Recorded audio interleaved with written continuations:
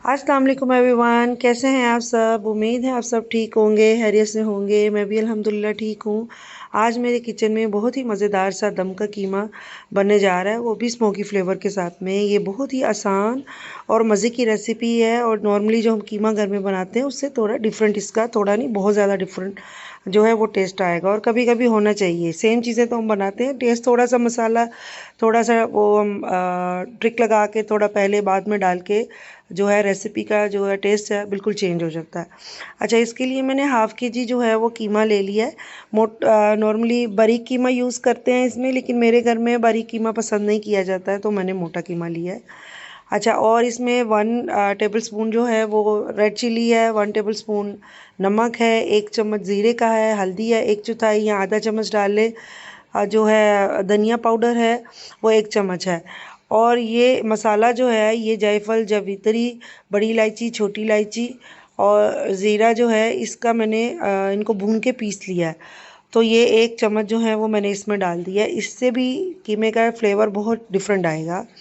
1 चम्मच जो है वो जिंजर का, 1 चम्मच गार्लिक का है। और इन तमाम इंग्रेडिएंट्स को मैं जो है वो अपने कीमे में अच्छे से मिक्स करके इसको मैरिनेशन के लिए रख दूँगी 1 घंटा के लिए। और क्योंकि इस मैरिनेशन में क्या होगा कि इसके अंदर जो है बहुत ज़्यादा जो है वो मसाले का टेस्ट आएगा। जो गरम मसाला जो है जो मैंने आपको बताया है वो जायफल, जावित्री और बड़ी इलायची, छोटी इलायची, इसका मैंने 1 चम्मच लिया है, क्योंकि मैं ऑलरेडी बना के ये मसाला साइड पे रखा हुआ है।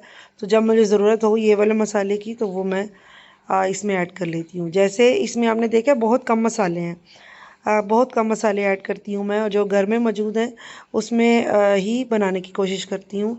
ये 2 अदद प्याज हैं, इनको मैंने जैसे ऑमलेट में चॉप करते हैं प्याज, उस तरह मैंने चॉप कर लिया है। और इसको आप देसी घी ले लें, मक्खन ले लें या ऑयल ले लें, उसमें आपने फ्राई कर लिया। और उसके बाद में इसको पूरा मैंने रेड ब्राउन नहीं किया है, बस इतना मैंने इसको फ्राई किया है। और उसके बाद जो मेरा मैरिनेटेड कीमा था वो मैंने इसके अंदर डाल दिया। इसमें आपने देखा है इंग्रेडिएंट्स भी ज़्यादा नहीं जा रहे हैं। काली मिर्च जो है वो मैं और डालूँगी, और गरम मसाला जो होता है अब वो डालूँगी, ग्रीन चिली डालूँगी, धनिया वगैरह। अच्छा, इस कीमे को जो है वो मैंने इसमें अच्छे से भून लिया है। इसमें ग्रीन चिली डाल दी है मैंने, ताकि ग्रीन चिली का फ्लेवर बहुत अच्छे से इसमें आ जाए। और एक छोटी प्याली है ये मैंने दही की इसमें डाल दी है। नॉर्मल जो हम घरों में कीमा बनाते हैं उसमें हमने टमाटर ज़्यादा ऐड करते हैं और कीमा ऐड नहीं करते, दही ऐड नहीं करते, और सम टाइम थोड़ी सी ऐड करते हैं। इसमें जो है दही ज़्यादा जाएगी, टमाटर मैं सिर्फ 1 अदद इसके ऊपर स्लाइस लगाऊंगी।